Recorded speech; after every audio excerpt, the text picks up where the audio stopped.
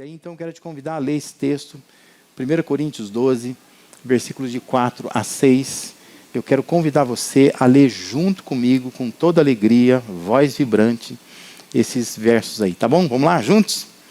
Há diferentes tipos de dons, mas o Espírito é o mesmo. Há diferentes tipos de ministérios, mas o Senhor é o mesmo. Há diferentes formas de atuação, mas é o mesmo Deus quem efetua tudo em todos. Amém? Observe nesse texto como Paulo está fazendo um apelo aos coríntios, para que, apesar de identificarem as diferenças que há entre eles, Paulo está apelando aos membros da igreja para olharem para a Trindade como modelo, como inspiração de unidade. Note, ele diz que há diferentes dons, mas o Espírito é o mesmo. Olha uma pessoa da Trindade aí. Depois ele diz assim, há diferentes tipos de ministérios, mas o Senhor, Jesus, é o mesmo. Ele diz ainda que há diferentes formas de atuação, mas é o mesmo Deus quem efetua tudo em todos. Percebe? Tem a Trindade aí. O Espírito, o Filho, que é o Senhor Jesus, e o Pai, o Deus Pai, presentes como modelo, como inspiração para a unidade da igreja. Nós precisamos olhar para isso e pensar assim, apesar das diferenças que nós temos, nós precisamos ser um só. E Paulo está desafiando aquela igreja a pensar, nós somos um povo só. Estamos debaixo do mesmo Deus, precisamos servir esse Deus. Mas nós precisamos nos recordar do contexto da igreja em Corinto. Né? O que havia lá em Corinto? Corinto não era uma das igrejas que Paulo mais assim tinha apreciação. Basta ler a segunda carta aos Coríntios para você perceber Paulo com uma certa raiva da igreja, né? Chateado, aborrecido com ela. Porque não era uma igreja fácil. Naquela igreja havia membros que alegavam ter dons espetaculares. E eles se utilizavam desses dons espetaculares para sobrepujar sobre os outros, para tripudiar sobre os outros. Pessoas que faziam uma diferenciação entre os mais abastados e os menos abastados. Havia uma diferença de classes sociais. Basta ler o capítulo 11, por exemplo, perceber como que Paulo tem que corrigir a ceia. Porque na ceia ficava clara essa diferenciação de classes. Porque os membros mais ricos da igreja, eles convidavam a eles mesmos para chegarem mais cedo na igreja. E eles tinham o que nós fazemos, às vezes ao final do culto, né? De trazer comida para a igreja antes do culto. E aí diz que os mais simples não eram convidados. E quando os mais simples chegavam, só tinha pão e vinho, que eram os elementos da ceia. Por isso que Paulo tem que dizer, a ceia que vocês estão comendo não é a ceia do Senhor.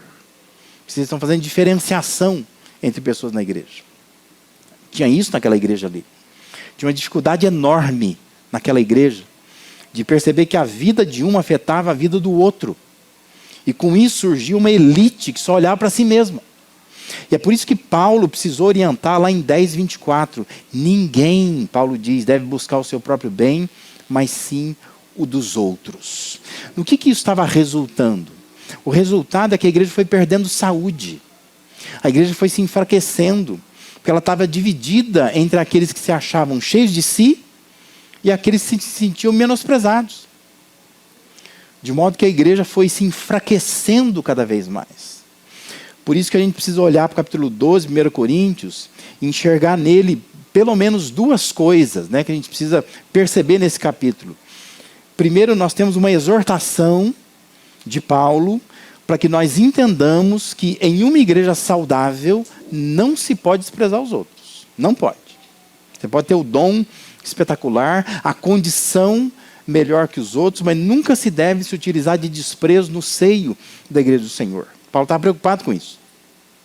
Mas o capítulo 12 também tem uma intenção de Paulo em se dirigir àquelas pessoas que se sentiam desprezadas e exortar essas pessoas para não se encolherem e para elas perceberem a sua importância na formação, na administração, na ampliação do corpo de Cristo. Porque geralmente nós temos essas duas coisas na igreja.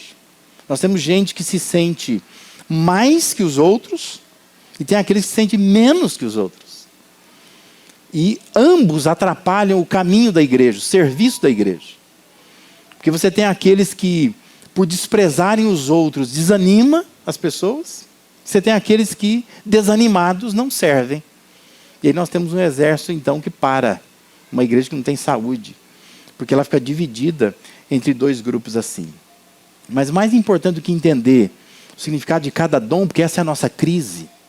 Quando você lê um texto como 1 Coríntios capítulo 12, você fica dizendo assim, mas o que é esse dom aqui? O que é esse dom aqui? Mas mais importante do que entender cada dom, é entender os princípios que Deus estabeleceu para que a igreja possa funcionar bem. Isso porque o nosso interesse por dons espirituais pode ser guiado por curiosidade e não por convicções. E não resolve. Porque tem gente que é curiosa. Ela quer saber que dom de língua é esse aí. Explica para mim. Né? E ela está muito mais preocupada em satisfazer a sua curiosidade do que realmente por convicções. Ela não está disposta a servir. E muitos também querem só saber que dom tem, só para botar um crachá, dizer, esse é meu dom. Mas não serve. Não tem nenhum serviço na igreja. Antes que você entre em crise, o dom a gente descobre servindo. Não precisa fazer teste de dons. Não precisa pedir para Deus escrever na nuvem. Não precisa fazer campanha.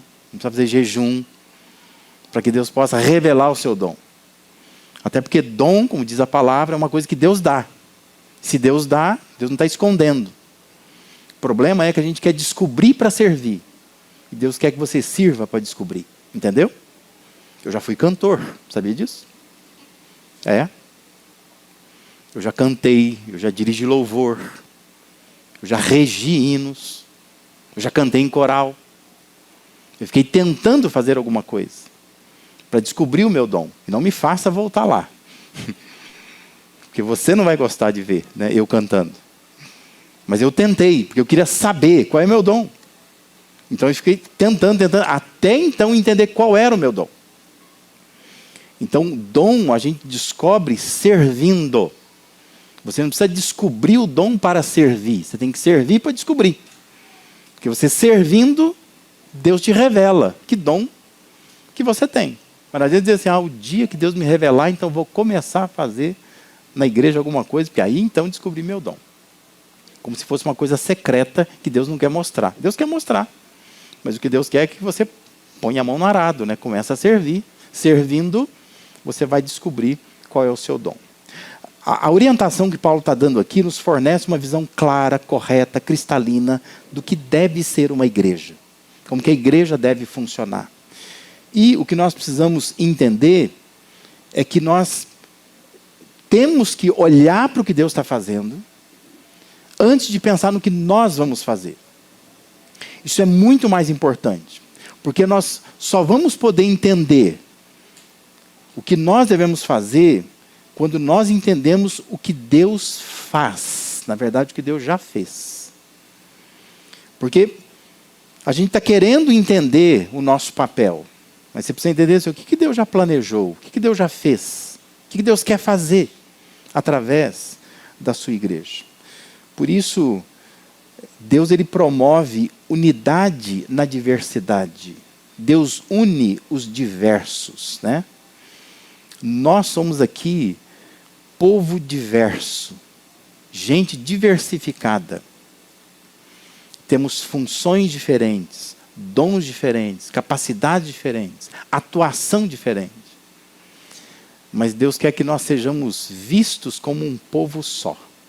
Um povo que junto serve, junto faz diferença, aonde Deus nos tem plantado. Então eu queria nessa noite te dar 3 palavras, que na verdade são 3 princípios, que regem essa questão dos dons espirituais. Eu quero com isso você se motive, se inspire a se unir e a servir. Primeira palavra é a palavra causalidade. Não confunda com casualidade. Não tem a ver com casual, tem a ver com causa. Esse é o primeiro princípio quando a gente pensa em dons espirituais.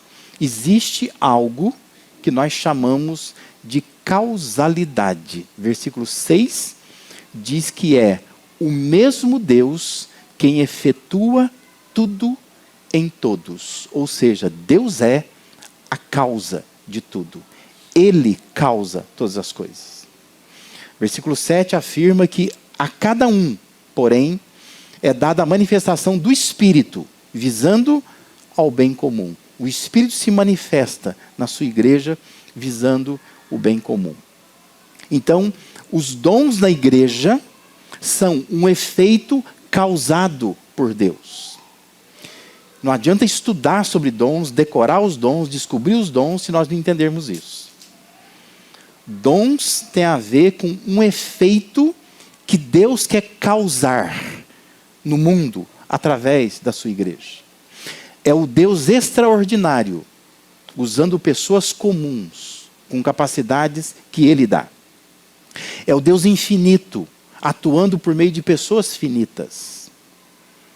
É o Deus que é todo poderoso, usando pessoas fracas, para cumprir os seus propósitos nesta terra. Entende isso?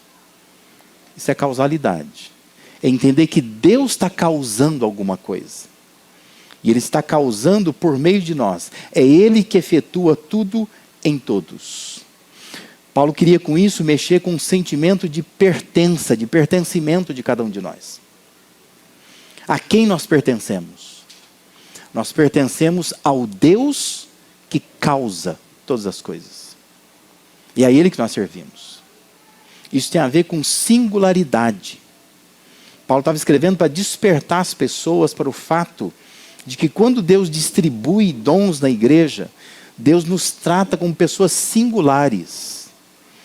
Deus dá para você aquilo que você é capaz de administrar.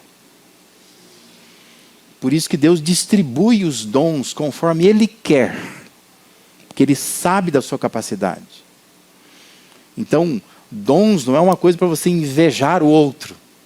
Você fica dizendo assim, mas eu queria ter o dom do outro.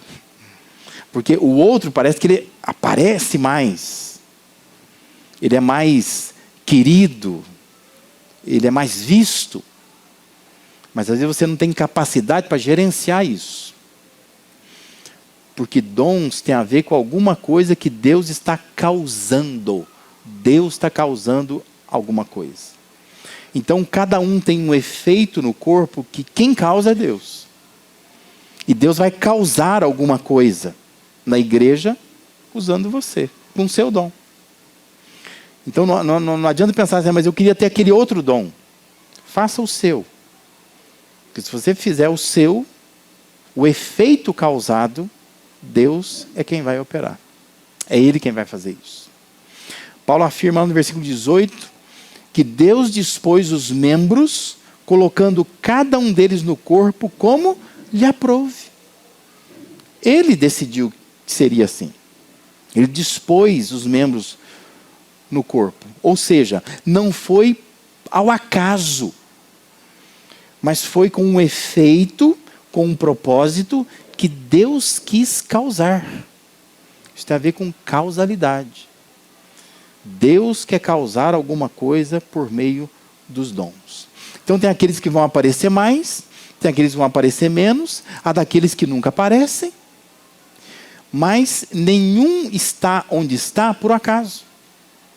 Porque Deus está operando de alguma forma. Deus está usando de alguma forma cada pessoa.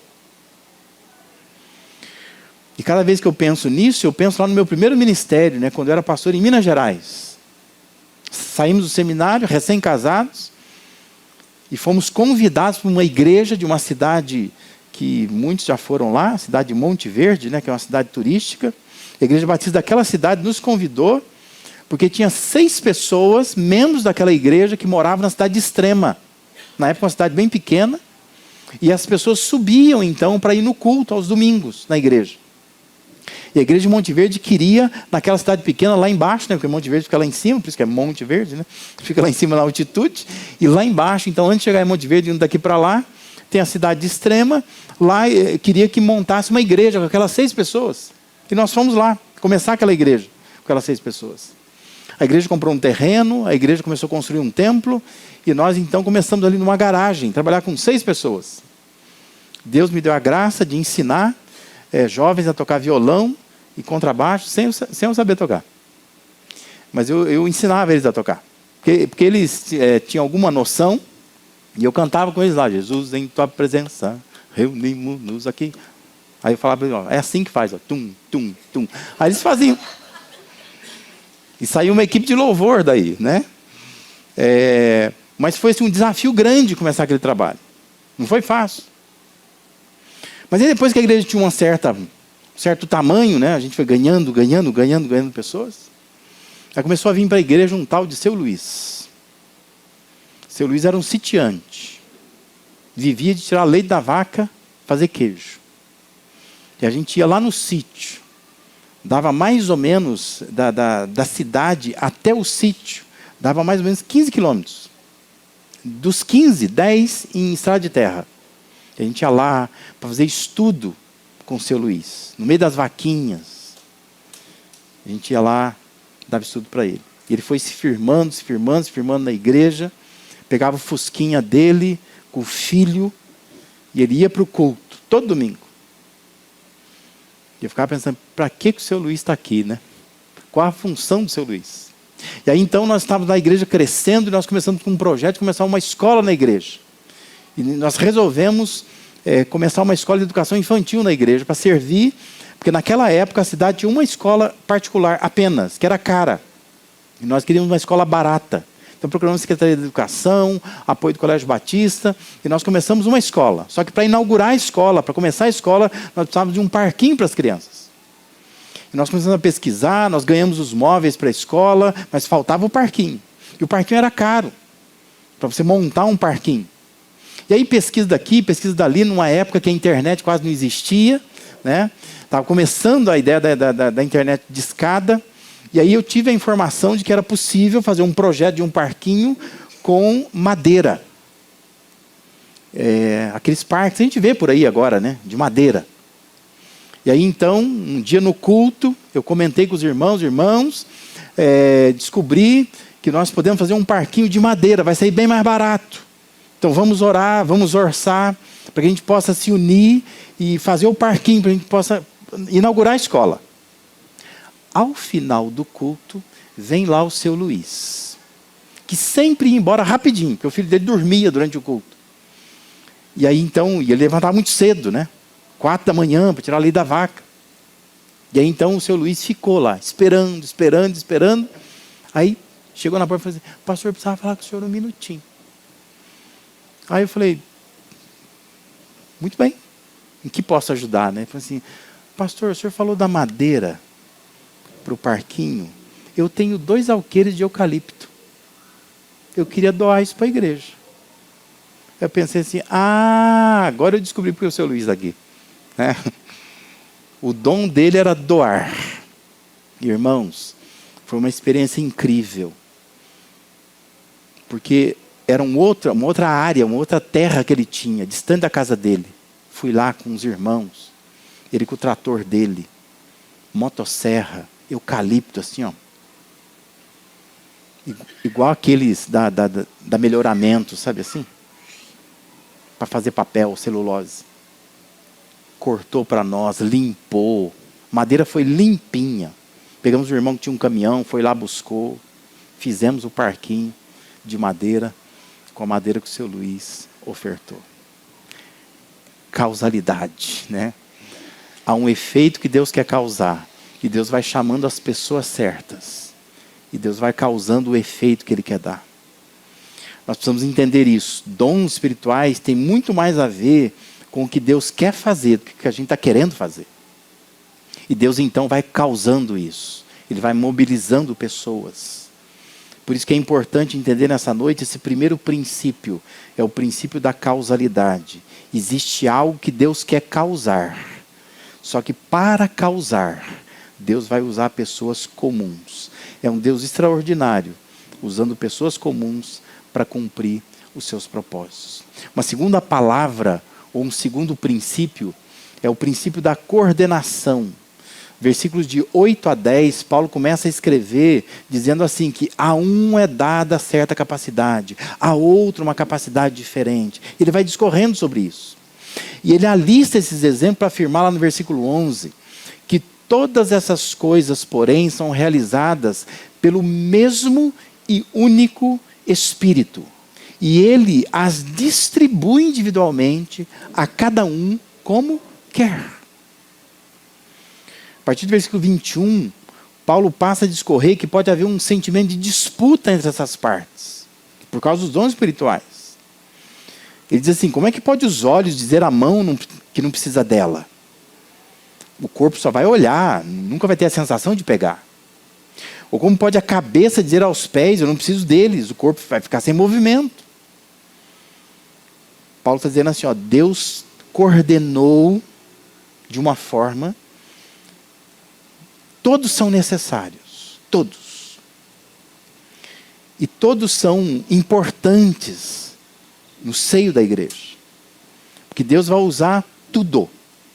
Quem se acidentou, né, o falso ali, por exemplo, está imobilizado, né? Quem já perdeu uma unha do pé, sabe como que isso faz falta. Como que o corpo todo sente quando alguma coisa mínima acontece com o nosso corpo. E Paulo está justamente usando o corpo humano como ilustração, para entender que a igreja é como um corpo humano, onde Cristo é a cabeça. E da cabeça vem toda a coordenação para o resto do corpo. De modo que cada membro depende da cabeça que é Cristo. E todos são úteis, porque foram colocados por Deus e não por obra do acaso.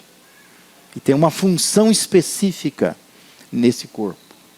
Por isso que Paulo faz uma declaração maravilhosa no versículo 24. Ele diz assim, ó, Deus coordenou o corpo. A NVI traduziu que Deus estruturou o corpo. Esse verbo coordenar ou estruturar, na língua grega, literalmente significa misturar. É a palavra usada para se referir ao ato de misturar cores, tintas, para fazer uma cor.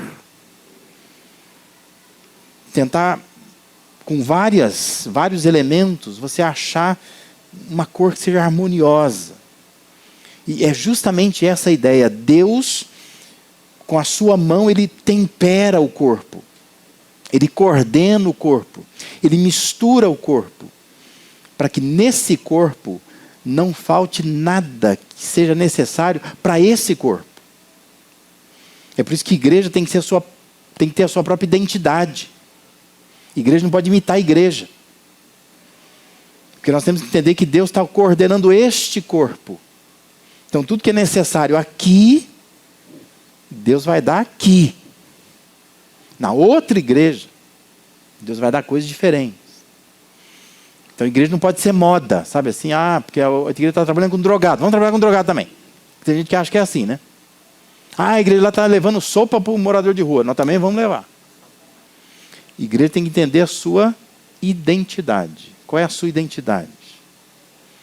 Como a moçada diz hoje, né? Qual é a pegada da igreja, né? Então, assim, a Life tem uma pegada.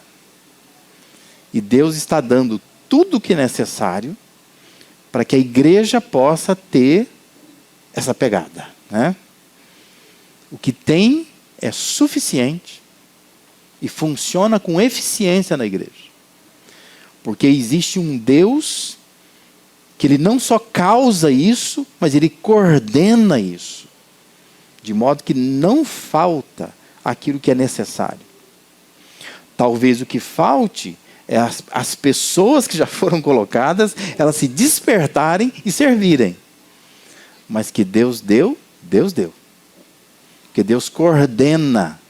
Deus é um Deus extremamente organizado. Sempre foi. E não é agora que Deus vai desorganizar as coisas. Então Deus sempre foi organizado. Ele sempre organiza, ele sempre mobiliza, ele sempre coordena, ele sempre mistura, tempera bem o corpo.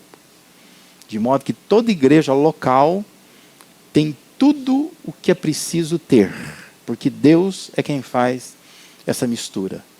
Deus é quem faz essa coordenação. É importante para nós olhar para o lado, né? O pastor Timóteo pediu aqui para a gente pegar na mão, né? A gente se unir. Mas é importante olhar para o lado e pensar assim, Deus está me colocando com pessoas que Ele quer, com funções, com atuação, com capacidades que Ele tem dado. E Deus está coordenando isso. As pessoas são úteis para mim, na minha vida, e eu sou útil na vida dessas pessoas. É o princípio da coordenação. Amém? E uma terceira e última palavra, ou princípio, é o princípio da cooperação. Paulo diz que Deus colocou ou dispôs os membros no corpo, da forma como Ele quis, Ele causou isso. Paulo já disse que Deus coordenou ou misturou. Agora no versículo 28, ele diz que Deus estabeleceu. Que na verdade é a mesma palavra para colocar, mas agora ele está enfatizando que Deus colocou com funções diferentes, respeitando a individualidade de cada pessoa. Ou seja, Deus estabeleceu uma variedade para que haja funcionalidade. Já imaginou se todos na igreja tivessem o mesmo dom? Como é que faz, né? Mas Deus, na sua soberania e sabedoria, Ele coordena de uma maneira que Ele distribui os dons para que haja funcionalidade. De modo que você pode até ter mais pessoas com o mesmo dom, mas não todas com o mesmo dom. Porque Deus distribui com inteligência tudo isso. O propósito, diz o versículo 25, a fim de que não haja divisão no corpo, mas sim que todos os membros tenham igual cuidado uns pelos outros. Ou seja, é para cooperar, o princípio da cooperação. Versículo 26 diz, quando um membro sofre, todos os outros sofrem com ele. Quando o membro é honrado, todos os outros se alegram com ele. Talvez você não faça o que eu faço, mas eu tenho certeza que você faz coisas que eu não faço, e faz muito bem, que eu não consigo fazer. E é importante nós entendermos isso, que Deus nos distribuiu com funções diferentes, visando cooperação. Então, se eu não faço a minha tarefa, o corpo sofre. Imaginou se o seu pé se rebelar?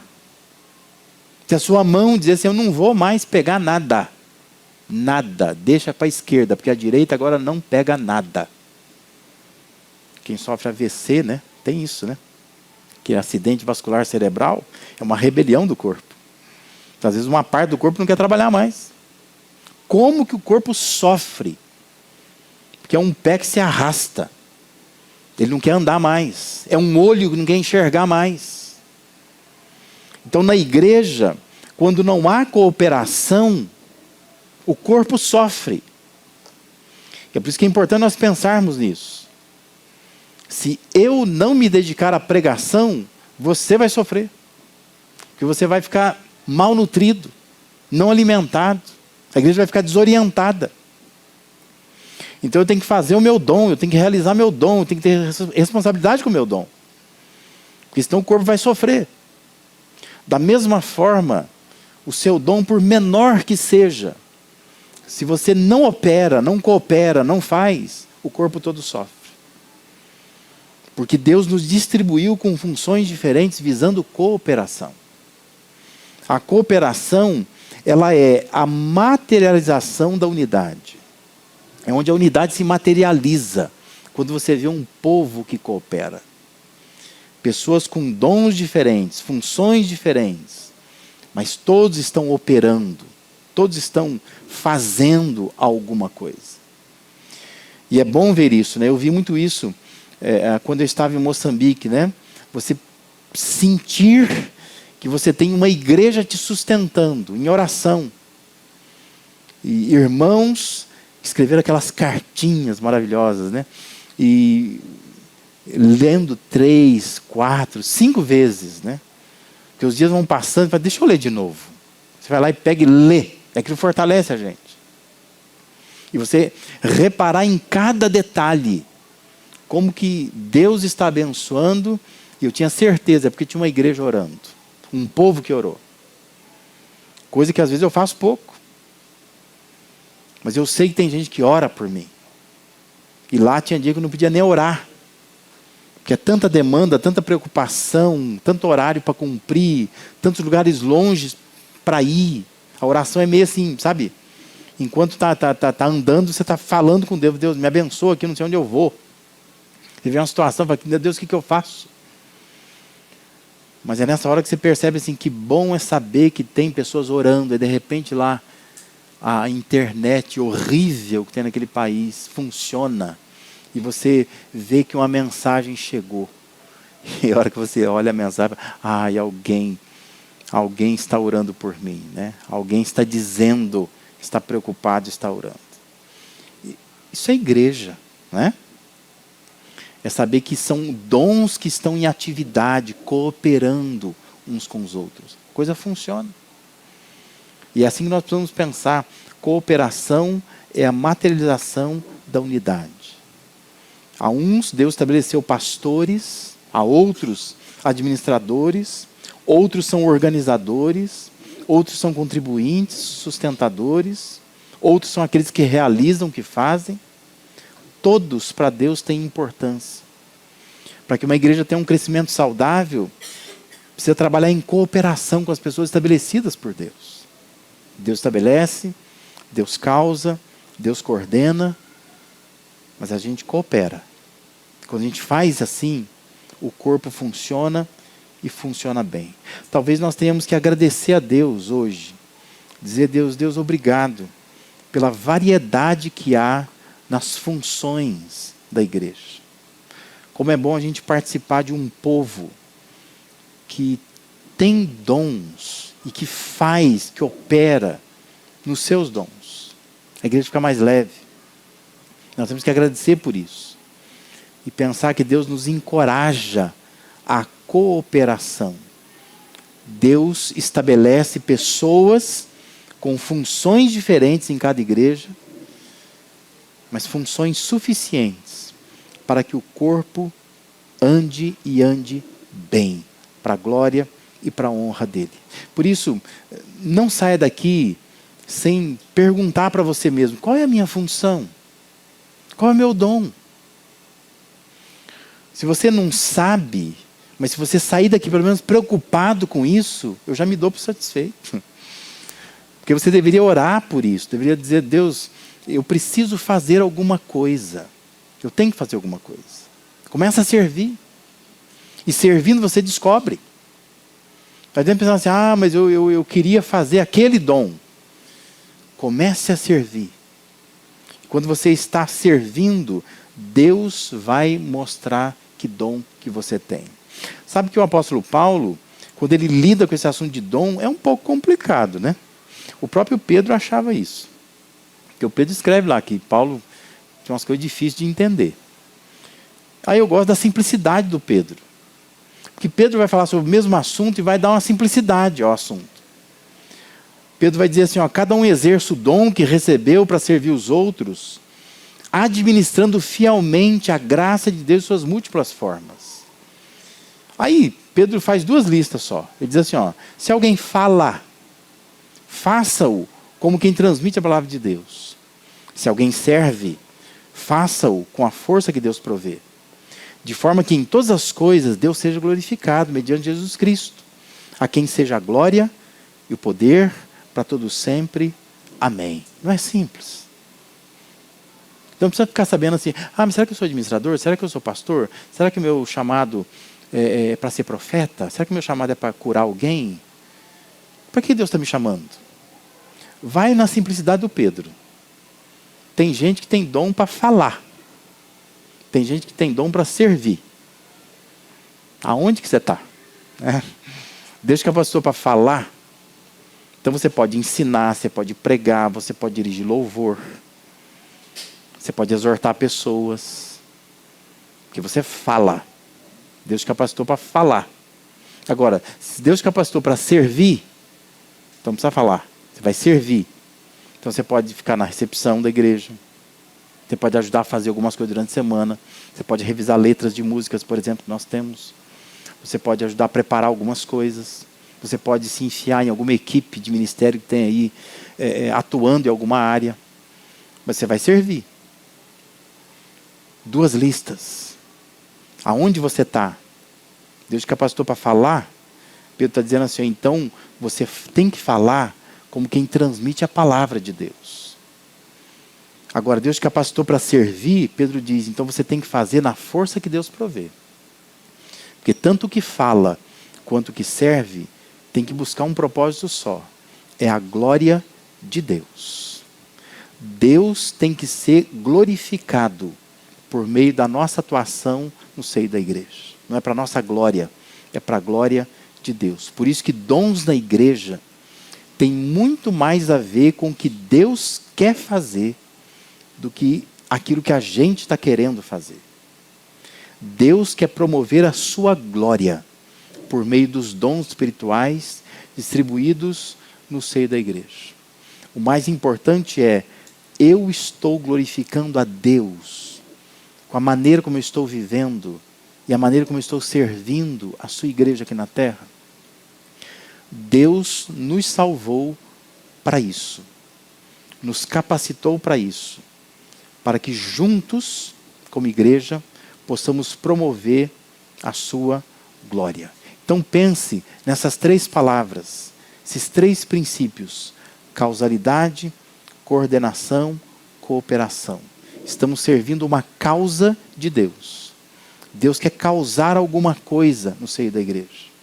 Deus já coordenou tudo. Não precisa da gente distribuir dons, Deus já distribuiu. A nossa tarefa é, vamos atuar. Porque atuando eu estou cooperando com o corpo. Quando você não faz, o corpo sofre. Então faça. E peça a Deus, Deus me ajude a começar a servir. Não faço ideia de qual seja o meu dom. Mas eu tenho absoluta certeza que se eu começar a servir a Deus, esse dom vai ficar claro para mim. Porque é servindo que a gente descobre o dom. Não é para descobrir o dom para então servir. Nunca inverta isso. Se você fizer direitinho, eu tenho certeza que Deus vai usar a sua vida para promover a glória dele nesta terra. Amém?